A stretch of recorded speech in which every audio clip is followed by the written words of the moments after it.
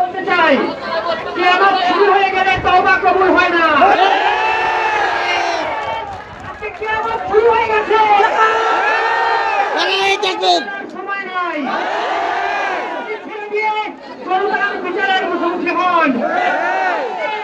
সারা বাংলাদেশের কৃষক, শ্রমিক, রিক্সাওয়ালা, সবজিওয়ালা, চায়ের দোকানদার, শিক্ষক, ছাত্র সবাই এক হয়ে গেছে। ব্যক্তিগত ঘটনা বলি, আমরা 5 জন বন্ধু একসাথে থাকি। আমাদের বাসায় যে খারাপ রান্না করেন, তিনি পরশুদিন আমার বাসায় বাজার করে নিয়ে আসতেন। আজকে এই যে উদ্দীপনা, এই যে সারা বাংলাদেশের মানুষ যে জাগ্রত হয়েছে, একত্রিত হয়েছে, এই জনগণকে আপনারা কি দিয়ে থামাবেন? আজকে আপনার গণভবন থেকে এখনো যদি আমাদের উপর গুলি করার নির্দেশ আছে, আমরা মনে রাখছি পালাবার পথ পাবেন না। দেখেন ঢাকা বিশ্ববিদ্যালয়ে, আপনি জাহাঙ্গীরনগর বিশ্ববিদ্যালয়ে দেখেন, আপনি খুলনায় দেখেন, বরিশালে দেখেন, কুমিল্লায় দেখেন, চাঁদপুরে দেখেন, সারা বাংলাদেশ আজ পুলিঙ্গ হয়ে চলে উঠেছে। বাংলাদেশের পথ দেখাচ্ছেন কারা? সেই বাংলাদেশের পথ দেখাচ্ছি আমরা। ছাত্র জনতার এই মিছিল, বন্ধুগণ, আমি আজকে 6 থেকে 7 বছর জাহাঙ্গীরনগর বিশ্ববিদ্যালয়ে আছি।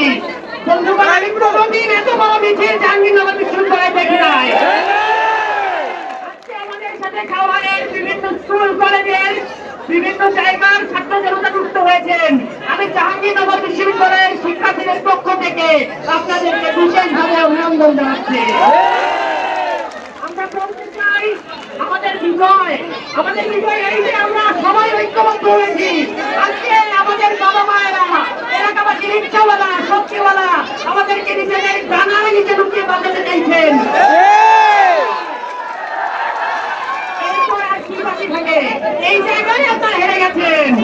আজকে মাননীয় প্রধানমন্ত্রী বলেন, জনগণ না চাইলে উনি ক্ষমতায় থাকবেন না।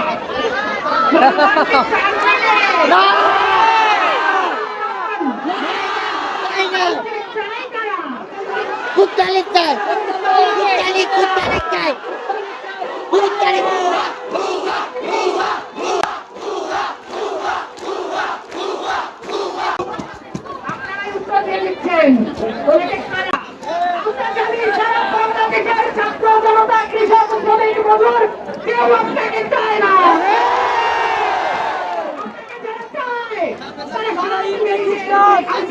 ছিল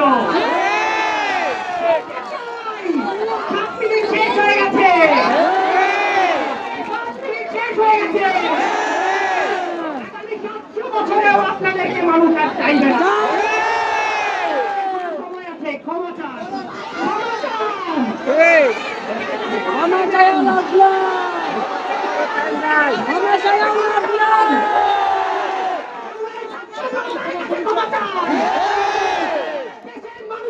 ক্ষমা চাই,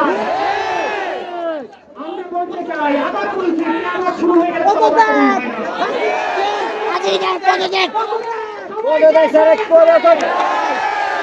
পদত্যাগ